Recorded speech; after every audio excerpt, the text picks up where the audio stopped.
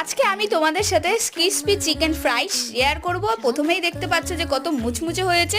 তো চলো পেছনে আমি ম্যানুয়ালটা পড়ে নিলাম, এবার কি করে করব চলো তোমাদের সাথে শেয়ার করি। তো প্রথমে একটি ফ্রাই প্যান বসিয়ে নিলাম, তারপরে গ্যাসটা জ্বালিয়ে নিলাম, তারপরে আমি এখানে সর্ষের তেলই ব্যবহার করেছি, খুব একটা তেল লাগে না, আমি অনেকটা বেশি দিয়ে দিয়েছিলাম। তো দেখো এটা ফ্রিজ থেকে বের করেছি তাই একটু কেমন নেতিয়ে নেতিয়ে গেছিলো। যাই হোক, তেলে আমি হালকা গরম হওয়ার পর তেলটা তারপর আমি এটা দিয়ে দিলাম।